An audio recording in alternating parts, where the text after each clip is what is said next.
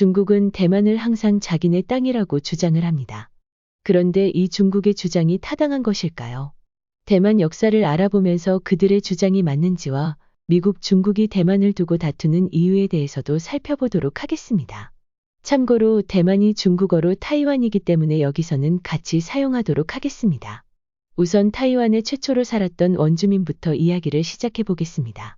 현재의 미국 땅에 인디언 원주민이 있었던 것처럼 대만에도 원래부터 살았던 타이완 원주민들이 있었어요. 타이완 원주민들은 중국인들과는 인종학적으로 서로 연관성이 없습니다. 이들은 아시아 대륙에서 온 민족들과는 구별되는 역사와 문화적 특징을 가지고 있습니다. 타이완 원주민들은 기원전 3000년 전부터 타이완 섬에 거주를 하였는데요. 정식 민족 명칭은 오스트로네시아족이라고 합니다. 타이완 오스트로네시아족은 타이완의 오랜 역사를 가진 고유한 민족들을 가리키는 용어입니다. 이들은 중국 등 아시아 본토와는 독립적으로 진화하였으며 오스트로네시아 언어족으로 분류되어 아시아 태평양 지역에서 섬과 해안 지역에 거주하고 있다고 합니다. 또한 고유한 언어들을 사용하고 있으며 대다수는 주로 어업과 농업 그리고 사냥, 수공예 등을 기반으로 생활하고 있습니다. 역사적으로는 중국과의 충돌과 식민지 통치, 현대 사회와의 접촉으로 인해 그들의 문화와 생활 방식이 변화하고 어려움을 겪은 적도 있었답니다.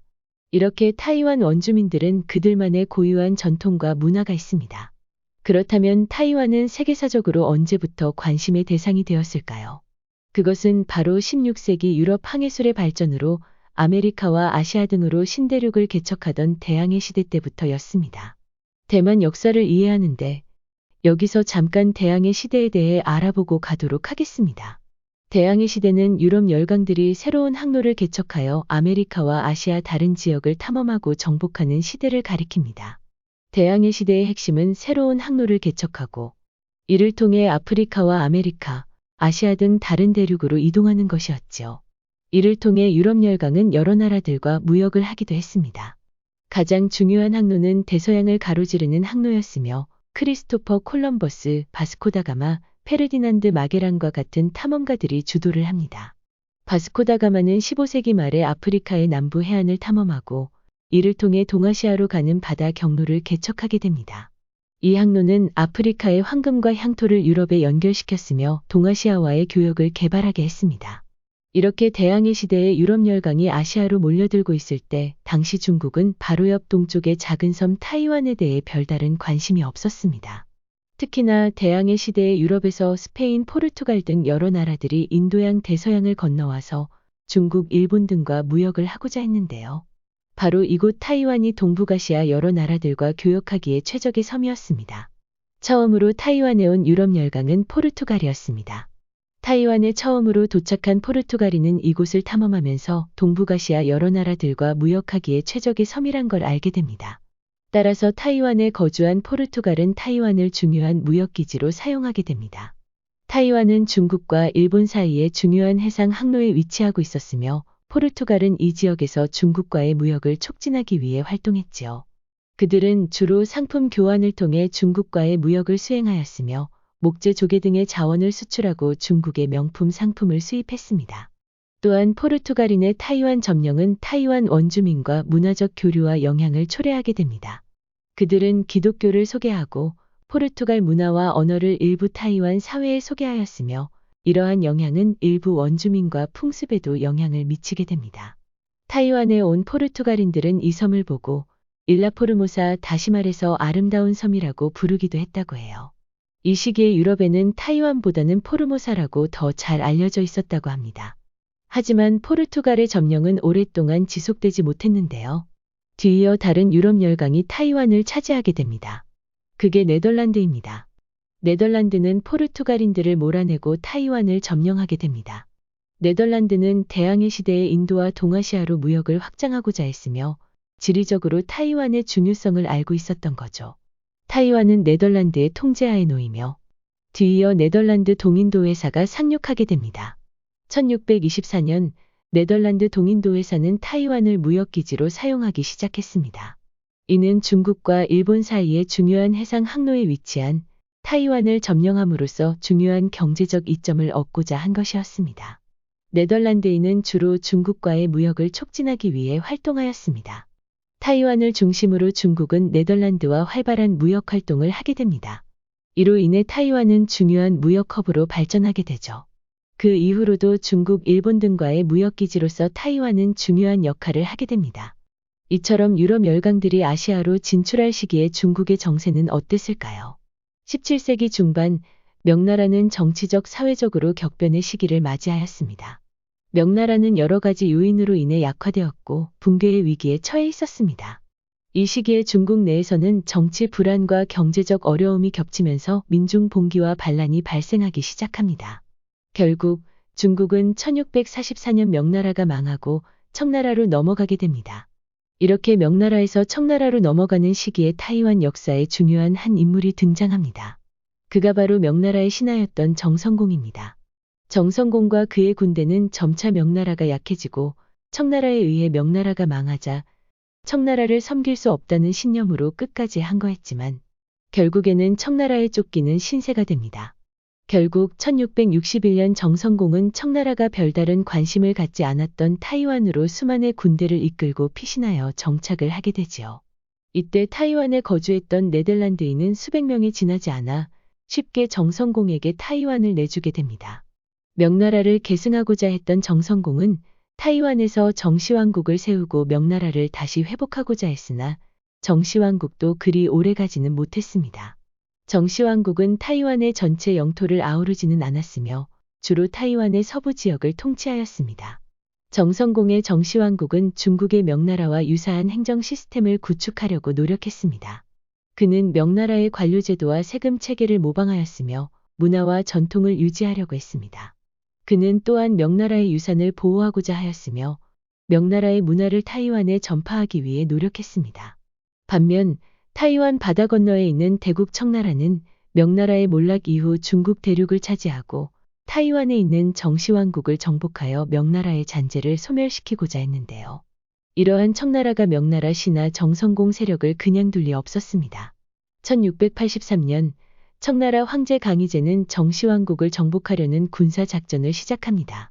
그의 군대는 수천 명의 병사와 함께 타이완에 상륙하였고 페리승 요새와 그 주변을 포위하였습니다. 청나라의 군대는 정시왕국의 강력한 저항을 받게 됩니다.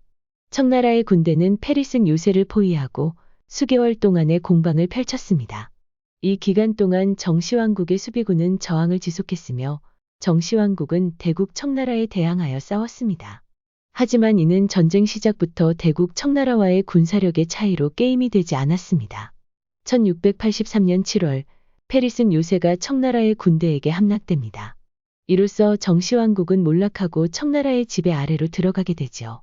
청나라 강희제의 정시왕국 침략은 타이완에서 명나라의 잔재를 완전히 소멸시키고 타이완이 청나라의 영토로 들어오면서 자연스럽게 타이완을 중국 역사에 편입시킨 중요한 사건 중 하나로 역사에 남게 되었습니다.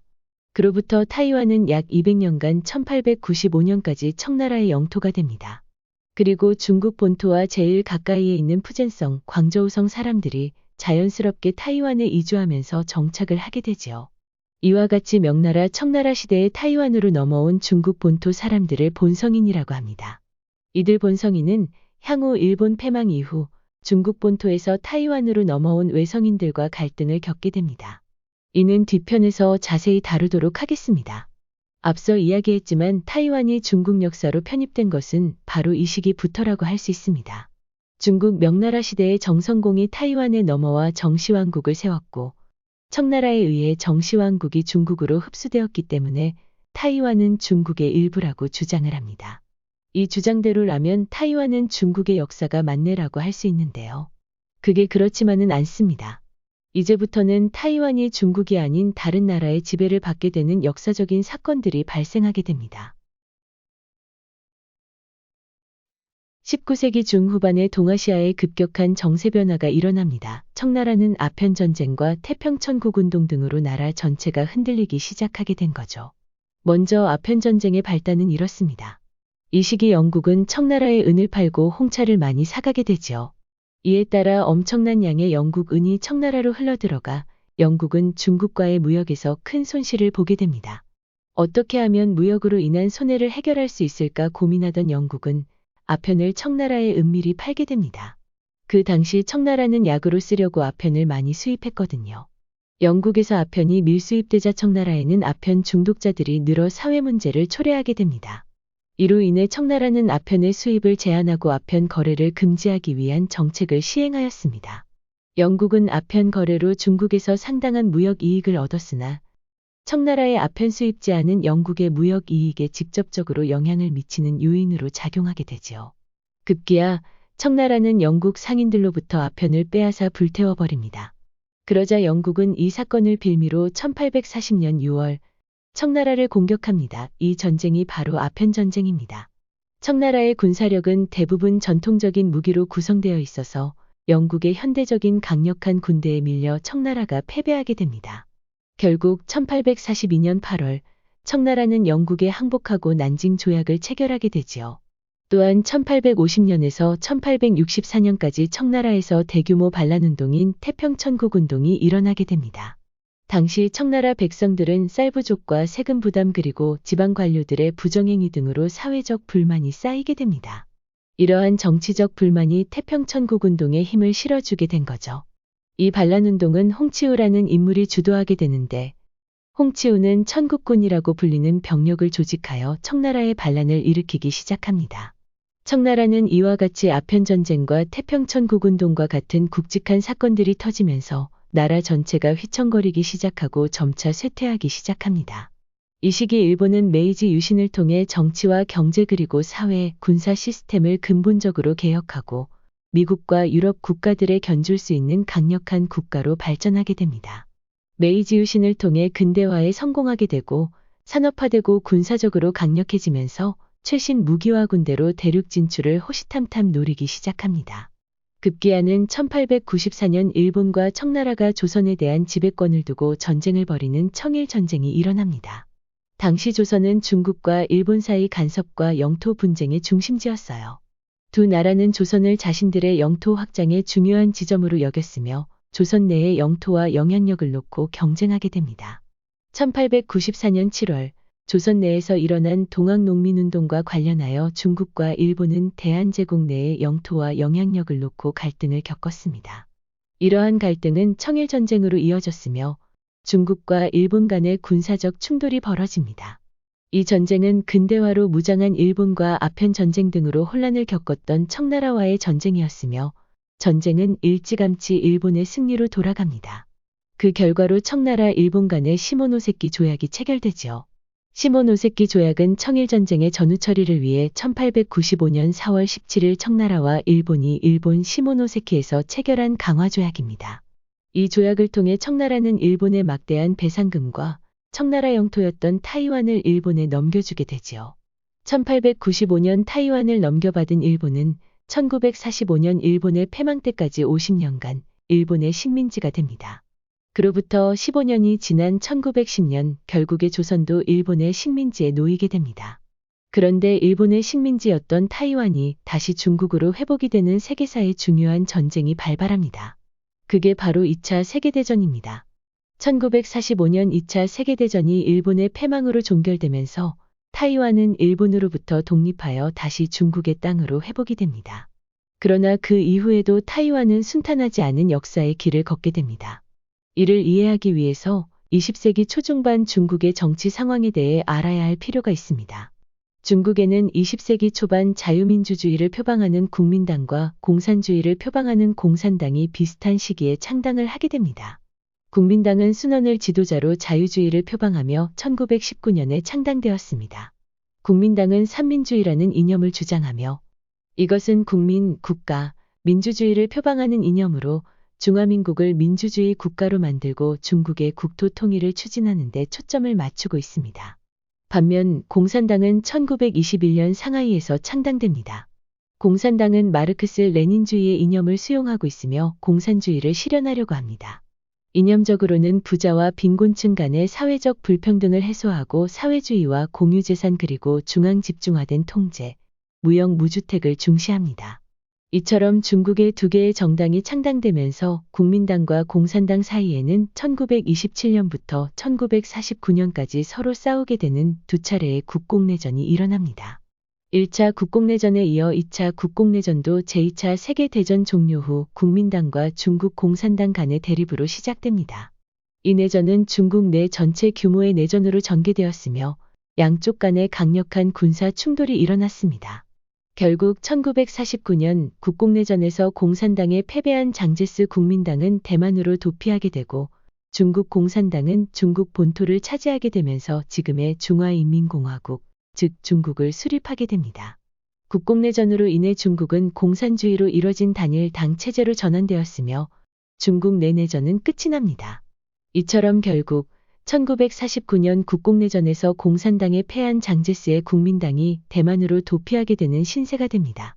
20세기 초중반 중국에는 국민당과 공산당 두 개 당이 있었다는 것을 생각하면서 이야기는 다시 1945년 2차 대전에서 일본이 패망하고 타이완이 일본 지배에서 중국으로 회복될 당시로 거슬러 올라가겠습니다.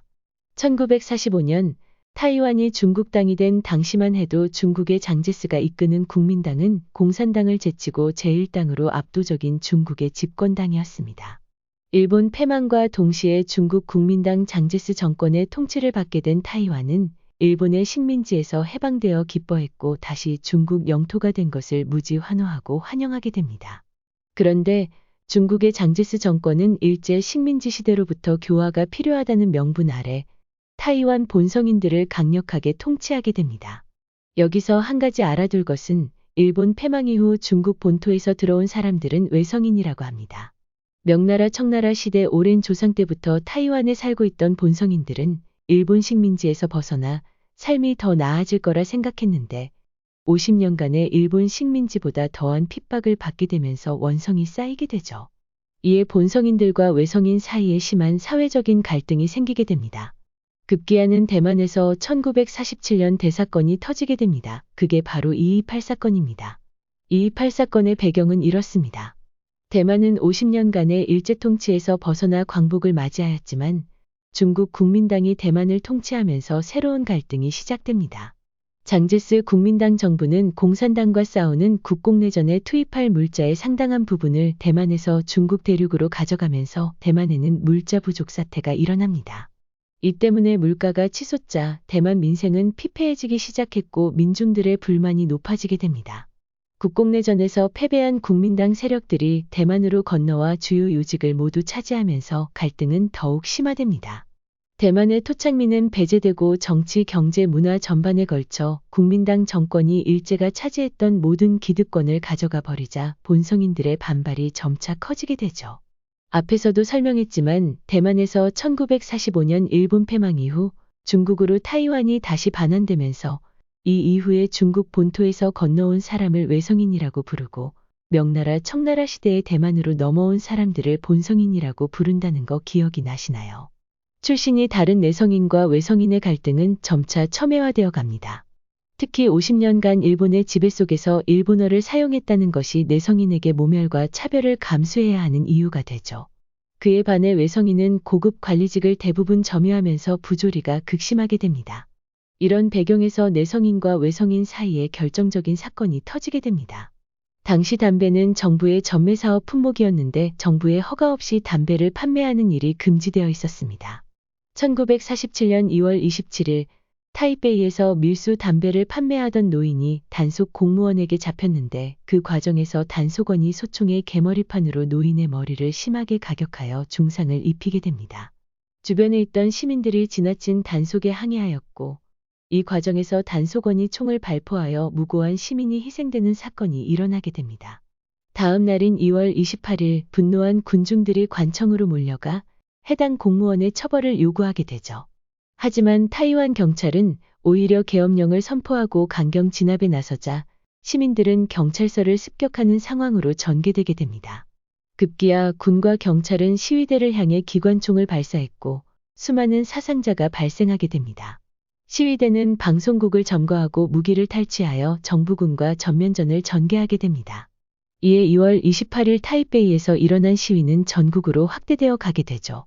시위는 대만 언론의 자유와 담배를 국가가 전매하는 것을 폐지할 것을 요구하게 됩니다. 그리고 나아가 대만의 정치제도를 개혁하고 인권을 보장하는 등 32개 조항을 요구하게 됩니다. 하지만 중국 본토에서 증파된 국민당은 대만에 상륙하여 시위대의 요구를 묵살하고 잔인하게 진압합니다. 시위 주동자를 색출하여 체포하였고 10일 동안 유혈 진압이 진행되면서 약 3만 명이 희생되었습니다. 이때의 진압으로 대만 전체는 대혼란에 빠졌으며 오히려 장제스는 2.28 사건을 주도했던 인사들을 무차별 체포하게 됩니다. 2.28 사건은 수만 명의 시민들이 대량으로 학살된 사건으로 대만 역사에서 가장 비극적인 사건으로 기록됩니다. 외성인이 본성인을 탄압한 2.28 사건 이후 1949년이 되자 중국 정세가 다시 급변하기 시작하고 급기야 장제스 국민당과 마오쩌둥의 공산당 사이의 국공내전이 국민당의 패배로 돌아가게 됩니다. 이에 공산당에 쫓기게 된 국민당 장제스와 그의 군대가 대거 타이완으로 도주하게 됩니다. 그리고 이때부터 타이완을 대만이라고도 부르게 됩니다. 이후 장제스는 타이완에서 총통까지 오르게 되며 타이완을 본격적으로 통치하면서 본성인에 대한 이들의 차별과 탄압은 더욱 가속화됩니다. 그렇다면 대만으로 들어온 장제스 국민당 정권은 대만을 강압적으로 어떻게 통치했을까요? 그동안은 중국 대륙에서 국민당이 간접적으로 타이완을 통치를 하였다면 이제 장제스가 타이완에 오면서 본격적으로 통치를 시작하고 본성인에 대한 차별과 탄압은 더욱더 가속화됩니다. 1949년 5월 20일 국민당 정부는 타이완의 계엄령을 선포합니다. 이 계엄령이 장제스의 독재를 가능하게 해주었으며 기본적인 시민의 권리와 자유를 억압하는 데 사용되었습니다. 계엄령은 타이완의 정치적, 사회적 자유를 제한하고 중국 공산당의 영향력을 타이완으로부터 격리시키고자 하였습니다. 이 계엄령은 무려 1949년부터 1987년까지 지속되었으며 폭력과 탄압 정치로 10만 명 이상이 기소가 되어 재판을 받았고 수천 명이 희생이 되었습니다. 대만 사람들은 한때 일본의 식민지 통치를 받았지만 일본의 호의적인 이유도 여기에 있습니다. 최소한 일본 식민지 시대가 국민당 장제스 정권보다는 나았다는 것이죠. 국민당 장제스 정권이 탄압과 차별 정책을 펴다 보니 상대적으로 일본의 식민지 시대를 더 좋게 생각하는 경향들이 있습니다. 일본은 식민지 타이완의 일부 호의적인 정책을 펴니다. 타이완 국민들에게 일본의 교육 체계와 동일한 현대적인 교육을 하게 되고 이는 타이완의 교육 수준을 높이는 데 도움을 주게 됩니다. 또한 타이완의 인프라를 개선하고 현대화하는 데 많은 노력을 기울이게 됩니다. 이는 타이완 국민들에게 상대적으로 긍정적인 이미지를 갖게 했습니다. 장제스는 겉으로는 민주화를 표방하며 대만 총통이 되었지만 민주화와는 아주 거리가 멀었습니다. 하지만 이런 시련이 지나고 대만에도 민주화가 오기 시작합니다. 이전에는 대만의 군사정권인 국민당이 일당체제로 대부분의 권력을 통제하고 있었지만 1986년 진보적 정책을 주장하는 민주진보당이 창당된 것입니다.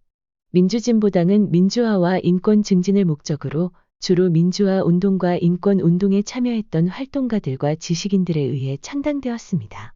민진당은 민주화, 인권, 대만 독립 등의 주요 이슈를 내세워 창당되었으며 중화민국의 헌법 체계 내에서 대만의 주권을 강조했습니다. 1987년 대만에서 계엄령이 해제되면서 민주화 과정이 시작되었고 민주진보당은 이러한 변화의 중심 역할을 하였습니다. 당시만 해도 창당은 불법으로 간주되었지만 이후 민주화 프로세스가 진행되면서 국민당의 권력은 약화되고 대만은 민주적인 선거와 정치체계를 갖추게 됩니다. 이러한 변화에 따라 민주진보당은 합법적으로 정당으로 인정받게 됩니다. 때는 2000년 민주진보당의 후보 천수이벤이 대통령 선거에 출마를 합니다.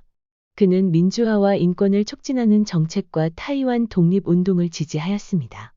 이러한 입장은 다수의 타이완 시민과 지지자들 사이에서 큰 지지를 받게 됩니다.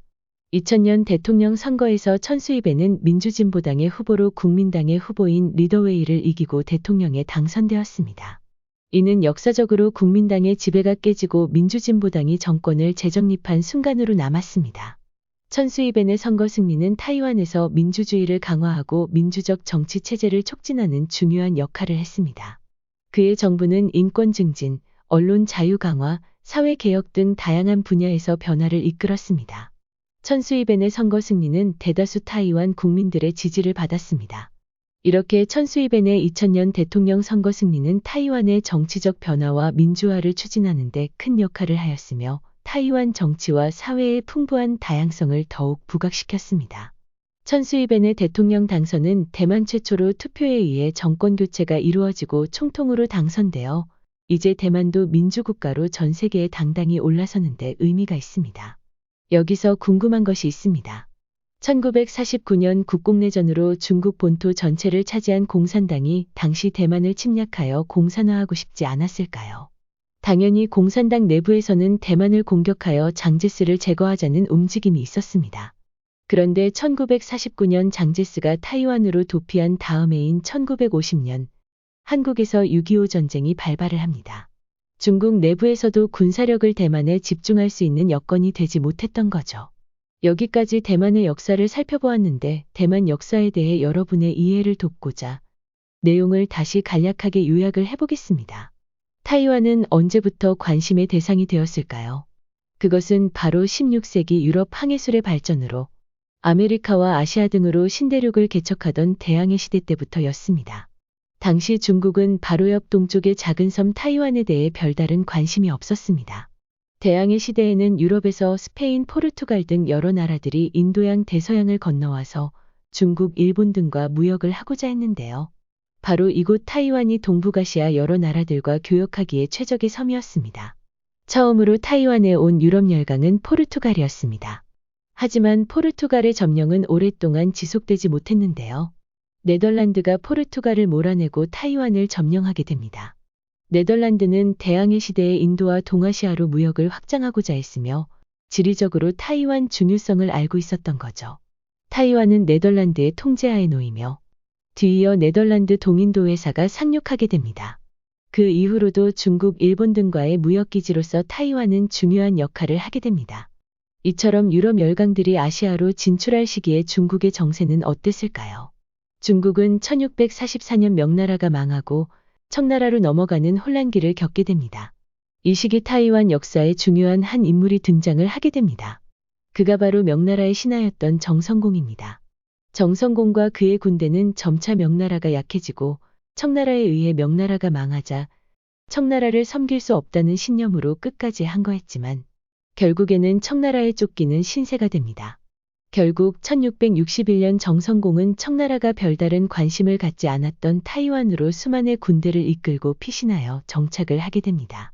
이때 타이완에 거주했던 네덜란드인은 수백 명에 지나지 않아 쉽게 정성공에게 타이완을 내주게 됩니다. 하지만 명나라를 계승하고자 했던 정성공은 타이완에서 정시왕국을 세우고 명나라를 다시 회복하고자 했으나 정시왕국도 그리 오래가지는 못했습니다. 대국 청나라가 명나라 신하 정성공 세력을 그냥 둘 리 없었던 거죠. 때는 1683년 청나라의 통치자 강희제 때 타이완을 공격하여 점령하면서 정시왕국은 막을 내리게 됩니다. 그로부터 타이완은 약 200년간 1895년까지 청나라의 영토가 됩니다. 그리고 중국 본토와 제일 가까이에 있는 푸젠성, 광저우성 사람들이 자연스럽게 타이완에 이주하면서 정착을 하게 됩니다. 이와 같이 명나라, 청나라 시대에 타이완으로 넘어온 중국 본토 사람들을 본성인이라고 합니다. 타이완의 중국 역사의 시작은 바로 이 시기부터라고 할 수 있습니다. 이렇게 200년간 청나라의 영토인 것만 보면 타이완은 중국의 역사가 맞네라고 할 수 있는데요. 그게 그렇지만은 않습니다. 19세기 후반에 동아시아에 급격한 정세 변화가 일어납니다. 청나라는 아편전쟁 등 굵직한 사건들이 터지면서 나라 전체가 휘청거리기 시작하고 일본은 메이지 유신을 통해 근대화에 성공하면서 최신 무기화 군대로 대륙 진출을 호시탐탐 노리기 시작합니다. 급기야는 1894년 일본과 청나라가 조선에 대한 지배권을 두고 전쟁을 벌이는 청일전쟁이 일어납니다. 이 전쟁은 근대화로 무장한 일본의 승리로 돌아갔으며 그 결과로 청나라 일본 간의 시모노세키 조약이 체결됩니다. 이 조약을 통해 청나라는 일본의 막대한 배상금과 청나라 영토였던 타이완을 일본에 넘겨주게 됩니다. 1895년 타이완을 넘겨받은 일본은 1945년 일본의 패망 때까지 50년간 일본의 식민지가 됩니다. 그로부터 15년이 지난 1910년 결국에 조선도 일본의 식민지에 놓이게 됩니다. 그런데 일본의 식민지였던 타이완이 다시 중국으로 회복이 되는 세계사의 중요한 전쟁이 발발합니다. 그게 바로 2차 세계대전입니다. 1945년 2차 세계대전이 일본의 패망으로 종결되면서 타이완은 일본으로부터 독립하여 다시 중국의 땅으로 회복이 됩니다. 그러나 그 이후에도 타이완은 순탄하지 않은 역사의 길을 걷게 됩니다.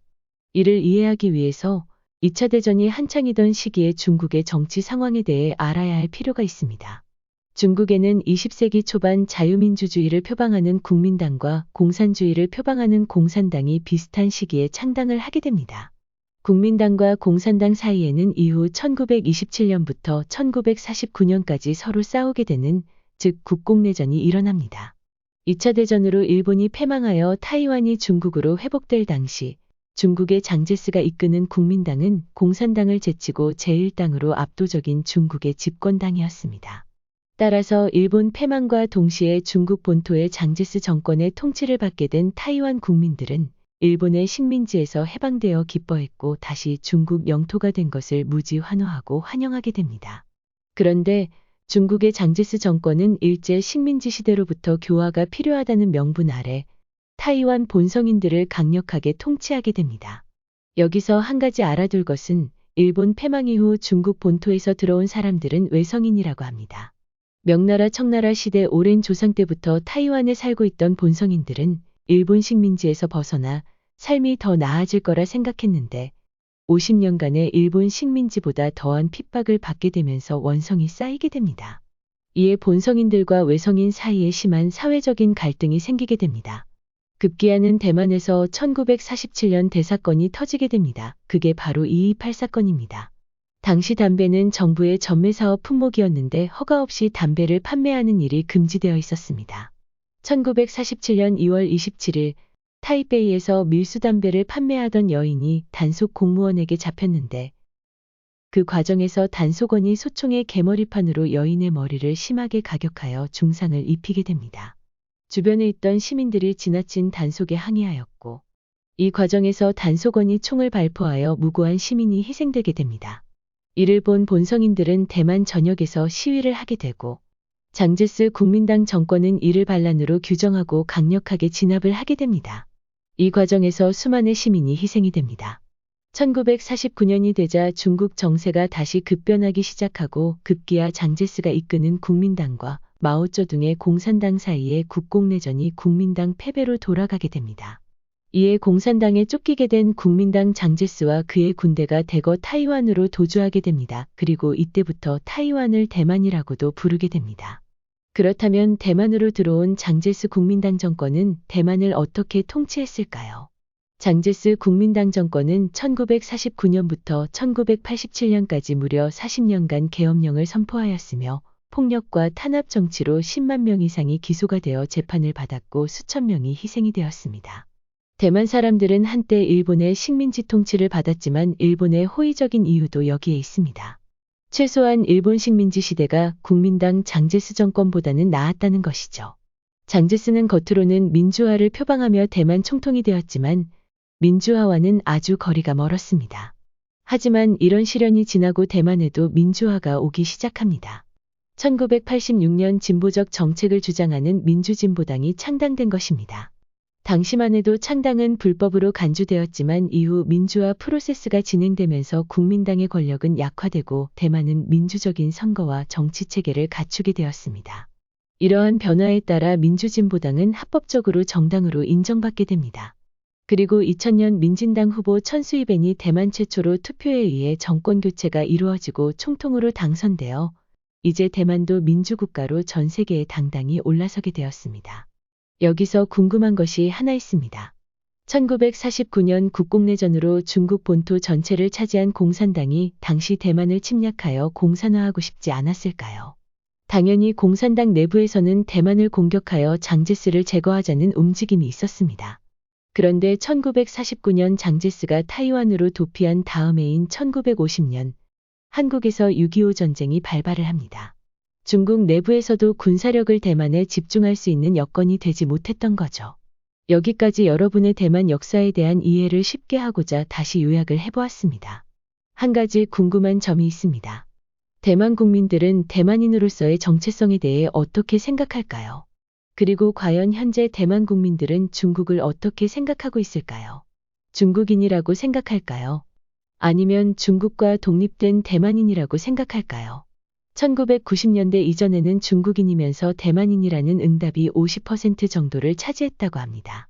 그 다음으로 중국인이라는 응답이 30%, 대만인이라는 응답이 20% 정도였다고 해요. 다시 말해서 1990년대 이전에는 중국인이라고 생각한 사람이 80% 정도나 됐습니다.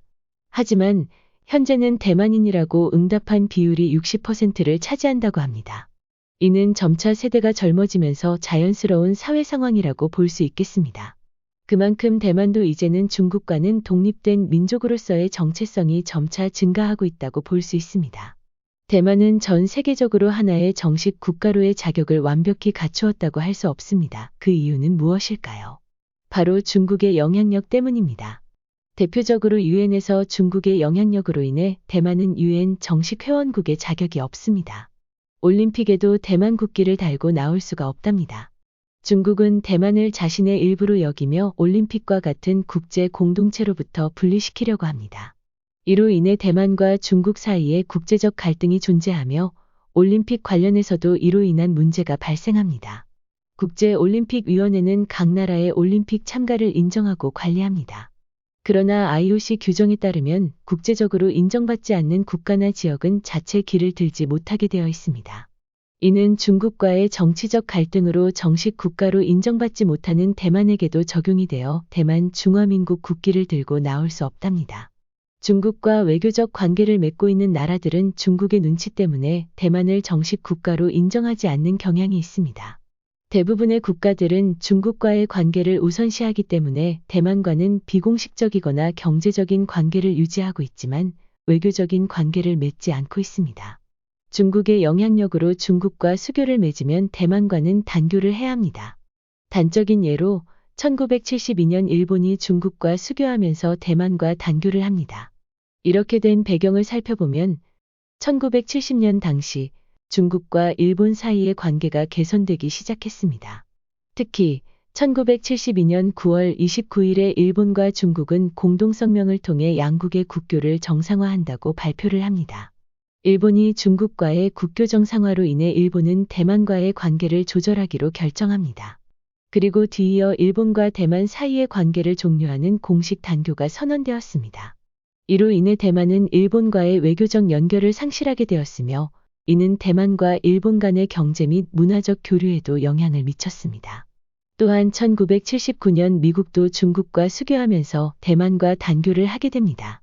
2차 대전 이후 미국과 공산주의 국가 간 냉전으로 미국과 중국은 적대적인 관계를 유지하였습니다. 그러나 1972년 중국의 베이징에서 열린 미중 회담을 통해 미국 대통령 리처드 닉슨과 중국 주석 마오쩌둥은 냉전 상황을 뒤로하고 양국의 관계를 개선하기로 합의했습니다. 이후 미국과 중국 간 관계 개선이 이루어지면서 1979년 미국 중국은 수교를 하게 됩니다. 우리나라의 경우도 1992년 중국과 수교를 하기 위해 대만과 단교를 합니다. 대만 입장에서는 중국의 영향력으로 정식 국가로서의 인정을 못 받는 부분에 대해 화가 날 수밖에 없습니다. 우리나라가 이런 선택을 한 이유는 이렇습니다. 중국은 세계에서 가장 큰 경제 규모를 갖는 나라 중 하나입니다. 그런 중국과의 경제 협력을 강화하고 더 큰 시장을 확보하기 위해 대만과의 외교 관계를 끊고 중국과 수교한 것입니다.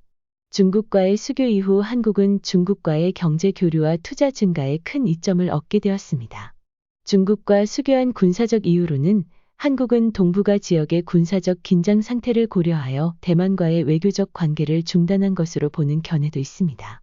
중국과 대만은 오랫동안 갈등 상태에 있으며 이러한 갈등이 군사적 긴장을 초래할 수 있기 때문에 한국은 이러한 상황을 회피하고 중국과의 외교적 관계를 우선시했습니다. 한국이 이런 선택을 함으로써 한때 대만인들은 한국을 부정적으로 보는 경향이 있었습니다. 그렇다고 대만과의 관계를 완전히 중단한 것은 아니며 경제적 또는 비공식적인 경로를 통해 교류를 이어가고 있습니다. 그렇다면 미국과 대만과의 정치적, 경제적 관계는 어떨까요? 미국은 1979년 중국과 수교하면서 대만과 단교하였지만 군사적, 경제적 강력한 파트너로 적극 지원을 하고 있습니다. 미국이 적극 지원하는 이유는 무엇일까요? 군사적으로는 미국에서 보는 대만의 중요성은 한국, 일본, 필리핀의 동아시아 라인이 중국, 러시아, 북한에 의한 공산화를 막는 전초기지의 역할과 중국이 태평양으로 나아가는 것을 막는 중요한 기지로서의 역할을 하기 때문입니다. 경제적으로는 한국과 더불어 세계적인 반도체 생산국인 대만이 반도체 공급에 있어서 미국 경제에 상당한 영향력을 가지고 있기 때문입니다. 대만은 세계에서 주요한 반도체 생산국 중 하나로 꼽힙니다. 대만의 대표적인 반도체 기업인 TSMC와 반도체 업체들은 현대 전자제품의 핵심 부품인 반도체를 대량으로 생산하고 있습니다. TSMC는 세계에서 가장 큰 반도체 파운드리 업체 중 하나이며 혁신적인 제조 공정과 기술을 보유하고 있습니다. 미국은 대만과의 반도체 공급에 크게 의존하고 있습니다. 미국의 기술 기업들은 TSMC와 협력하여 최신 반도체 칩을 개발하고 제조합니다. 이러한 반도체는 스마트폰, 컴퓨터, 자동차, 통신 장비 등 다양한 분야에서 사용됩니다. 미국 내에서 반도체 제조 시설의 부족과 기술력 부족으로 인해 미국 기업들은 대만의 제조업체에 의존하고 있습니다. 이렇게 미국과 대만이 서로 경제적, 군사적인 이유로 가까이 하는 것에 중국 입장에서는 상당히 거슬릴 수밖에 없습니다. 따라서 대만 이야기만 나오면 미국과 중국은 상당히 격하게 반응을 합니다. 최근 미국 정부는 의회 승인이 필요 없는 비상권을 활용해 대만에 5억 달러, 약 6,600억 원 상당의 무기를 보낼 계획이라고 로이터 통신을 통해 보도되기도 했습니다. 소식통들에 따르면 미국 정부는 대통령 직권, 즉 PDA를 발동해 대만에 무기를 지원할 방침이라고 합니다. 이를 위해 미국 정부는 의회가 2023년 회계년도 예산에 반영한 총 10억 달러 규모의 대만 안보 지원 자금을 처음으로 집행할 예정이라고 합니다.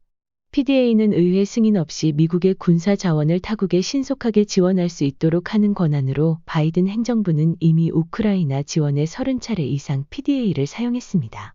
최근에는 미국이 대만에 5천억 규모의 무기를 직접 제공하겠다는 이야기까지 나오고 있을 정도이며 중국은 대만을 직접 침공하겠다고 하여 대만을 두고 미국과 중국은 대립을 하고 있습니다.